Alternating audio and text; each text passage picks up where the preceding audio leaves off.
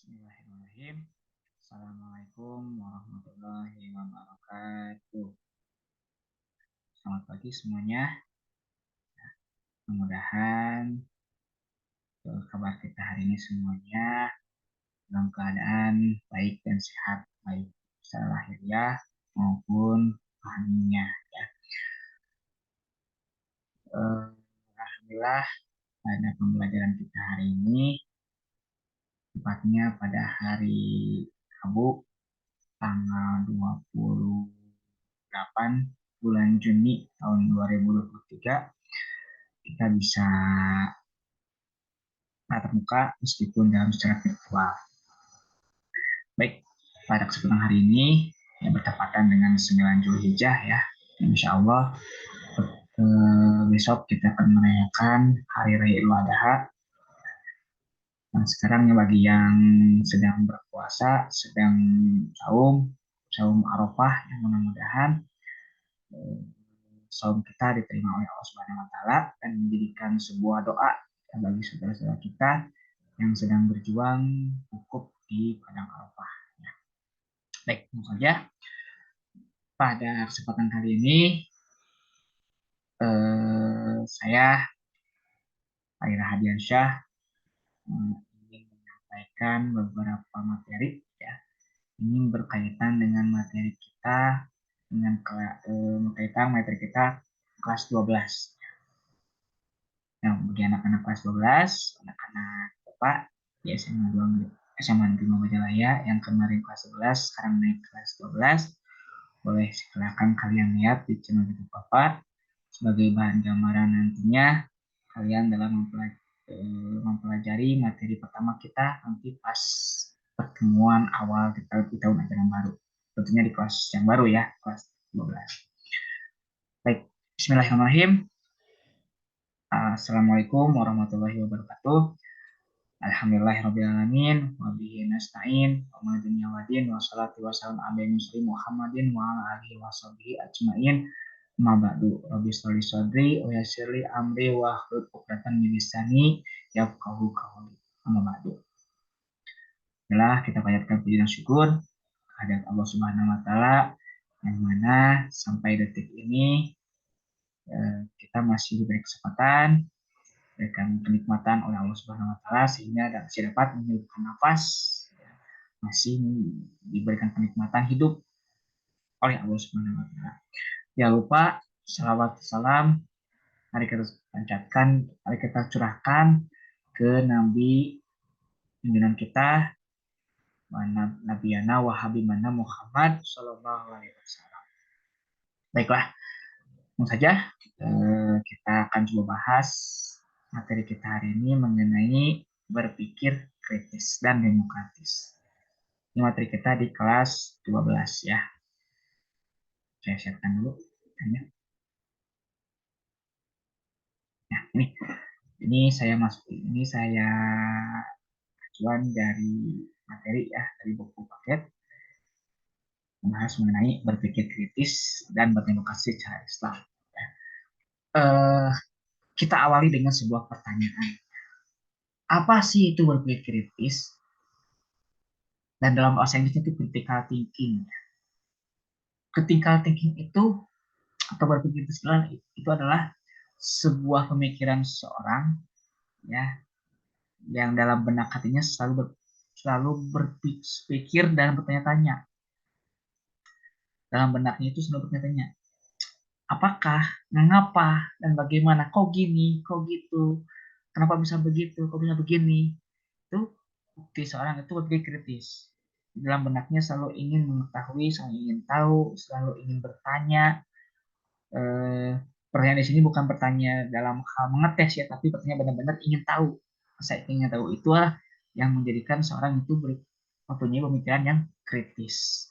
Kritis di sini bukan berarti seperti hanya badan ya. Kritis itu lemah atau parah gitu ya, parah koma, bukan, tapi lebih identik dengan serba ingin tahu, penuh dengan pertanyaan, penuh dengan apa namanya pemikiran-pemikiran, kenapa kok bisa gitu, kok bisa gini, kok bisa ya langit itu berganti siang dan malam. Kok bisa ya mendung itu tanda tanda hujan. Padahal kan mendung itu belum berarti mau hujan. Kan bisa saja mendung tapi tidak hujan. Bisa saja. Tapi identik kalau tanda mendung itu adalah mau hujan. Ya. Oke, itu sebagai mukadimah saja. Nah, di sini ya dalam pendidikan agama Islam tentu Islam sangat menghargai manusia yang berpikir. Kenapa? Itu berarti kita senantiasa apa namanya? Senantiasa mempunyai pemikiran ya, mengembangkan semua rasa ingin tahu kita, mengembangkan rasa penasaran kita, rasa apa namanya, semua kejadian yang teralami oleh kita itu dipertanyakan. Itulah ciri-ciri orang yang berpikiran kritis. Jadi apa yang maksud dengan berpikir kritis itu adalah berpikir kritis itu adalah eh, sifat perilaku seseorang di mana seorang tersebut tidak mudah percaya akan kata-kata seseorang, tapi dia lebih kepada percaya kepada fakta yang terjadi. Dan ketidakpercayaan tersebut menimbulkan sebuah pertanyaan. Bagaimana? Kok bisa seperti itu? Apa yang harus terjadi? Apa solusinya? Nah, bagaimana angka ke depannya? Itu pertanyaan-pertanyaan dari orang-orang yang kritis. Nah, di sini secara Islami ya berpikir kritis itu bukan berarti berpikir bebas yang tak terbatas karena kemampuan akal pikiran manusia memiliki keterbatasan. Oleh sebab itu, hasil pemikiran sekaligus kebenaran berpikir yang dilakukan manusia bersifat relatif. Sementara itu, kebenaran yang mutlak dan pasti hanyalah milik Allah Subhanahu wa taala. Ya, di sini bukan berarti kita punya pemikiran yang bebas ya, tapi dalam arti di sini pemikiran yang apa namanya yang relatif. Tadi kan tiap tiap seseorang pemikirannya pasti berbeda-beda. Yang satu berpikiran A mengenai hal suatu, pemikiran B itu tentunya apa namanya berbeda juga tentang hal suatu, jadi relatif ya. Karena itu yang dinamakanlah sudut pandang. Ya, kalau sudut pandang itu kan kalau menurut kita tuh apa namanya mendung itu misalkan contoh mau hujan, tapi orang orang lain berpandangan bahwa oh belum tentu mendung itu tanah hujan, mungkin saja mendung itu karena dijelaskan secara alamiahnya tertutupnya matahari oleh awan, terus atau bagaimana kan itu merupakan sudut pandang seseorang pasti berbeda-beda. Oke, langsung saja di sini aktivitasnya ya kalian nanti membaca dalil tentang topik itu adalah surat Al-Imran ayat 150 maaf 150 sampai dengan 151 itu mengenai dalil berpikir. Ini surat ini dalilnya ya. A'udzubillahi minasyaitonirrajim. Bismillahirrahmanirrahim.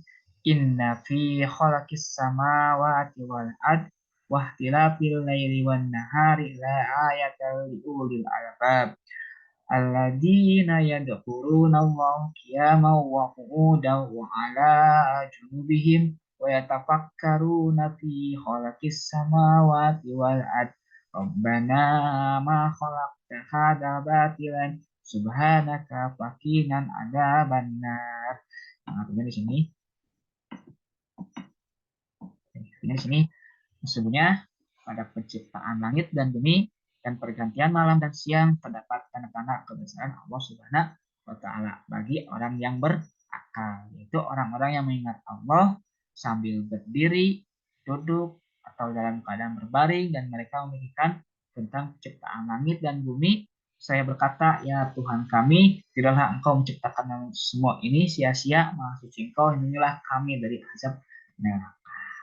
Nah, di sini memiliki makna penegasan. Ini surat Al-Imran di sini eh, sesungguhnya ditegaskan ya bahwa sesungguhnya bahwa dalam penciptaan langit dan bumi itu merupakan tanda kuasaan Allah Subhanahu wa taala. Begitupun pergantian malam ke siang, siang ke malam itu merupakan tanda-tanda kebesaran Allah. Ini diperuntukkan bagi orang-orang yang berpikir, bagi orang-orang yang berakal. Nah, orang yang berpikir, orang yang berakal, bertafakur itu memikirkan. Kenapa? Kenapa terjadinya siang? Kenapa terjadinya malam? Nah, kalau terjawab, oh siang. Allah Subhanahu wa taala menciptakan siang kita untuk senantiasa beribadah, amal soleh, terus bekerja demi apa? Demi beribadah kepada Allah dan menghidupi segala kebutuhan kita. Kita bekerja di siang hari. Nah, ya, itulah Allah menciptakan siang untuk beraktivitas. Dan Allah juga menciptakan malam untuk apa? Untuk kita beristirahat.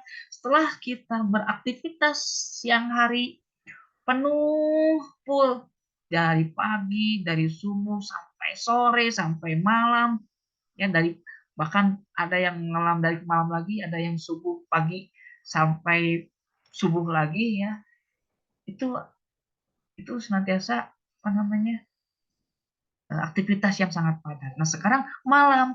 Malam sebenarnya diperuntukkan untuk apa? Untuk kita beristirahat. Setelah kita beraktivitas penuh siang hari, Allah ciptakan malam, gantikan tadi siang menjadi sebuah malam untuk kita beristirahat. Nah, senantiasa itu orang-orang yang berakal berpikir apa namanya akan memikirkan tanda-tanda kuasaan Allah Subhanahu wa taala. Itu salah satu contohnya. Dia memikirkan, loh kenapa terjadinya siang dan malam?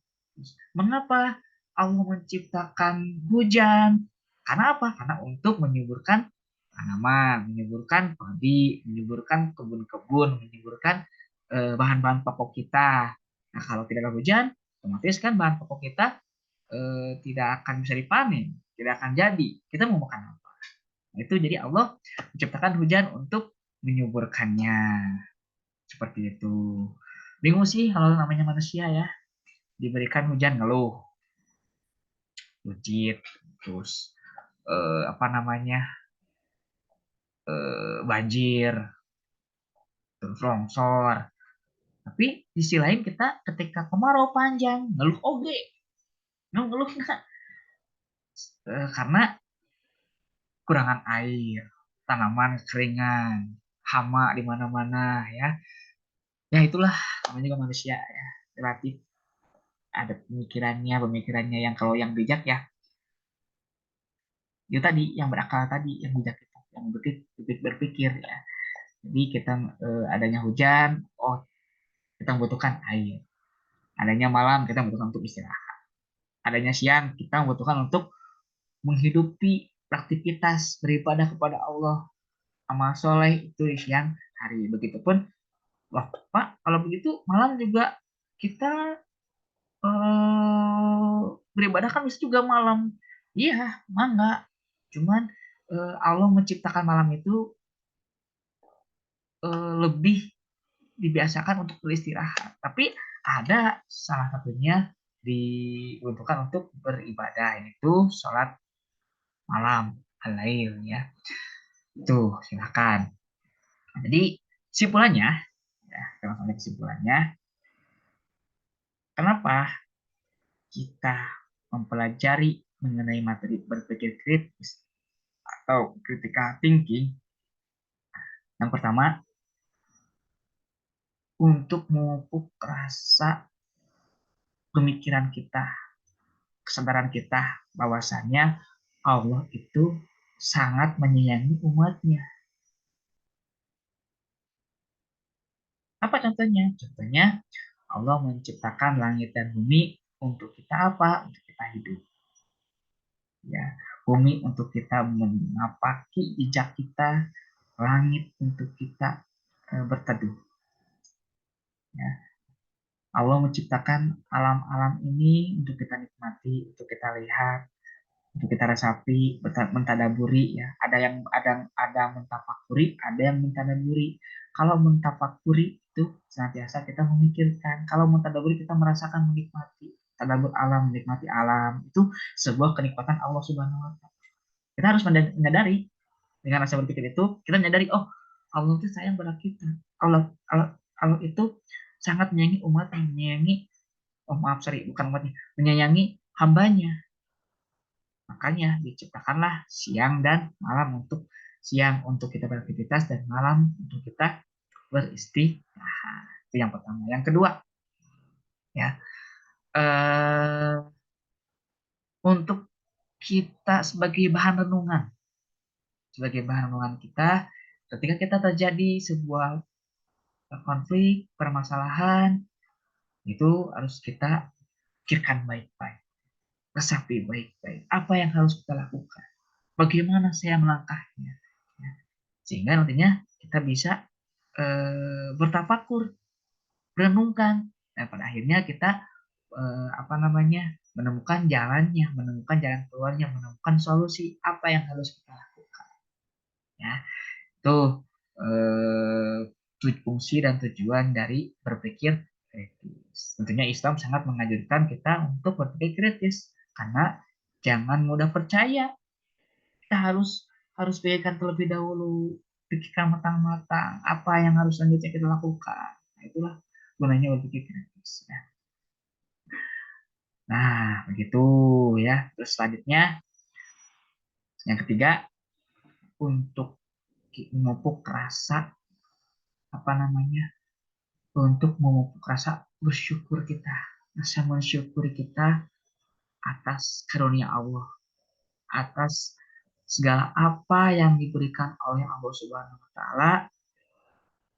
Kita harus syukuri, resapi, dan renungkan. Ya, itulah fungsi dan tujuan simpulan dari materi berpikir kritis. Ya. Untuk lebihnya, insya Allah nanti pas kita tatap muka di kelas 12, tentunya yang kebagian mengajar dengan saya, insya Allah saya akan teruskan, lanjutkan dengan pembelajaran materi tentang berpikir kritis. Belum juga demokratis, ini baru sekilas saja untuk bahan renungan, untuk bahan pembelajaran, bahan informasi untuk kalian semuanya. Ya, demikian yang bisa saya sampaikan mengenai materi ini. Insya Allah untuk kedepannya bisa lebih baik lagi. Jangan lupa saya minta subscribe-nya, like, dan komennya tentunya di channel saya yang akan tayang setelah ini. Ya. Akhirul kalam, terima kasih atas perhatiannya. Akhirul kalam, Wassalamualaikum warahmatullahi wabarakatuh. Bye.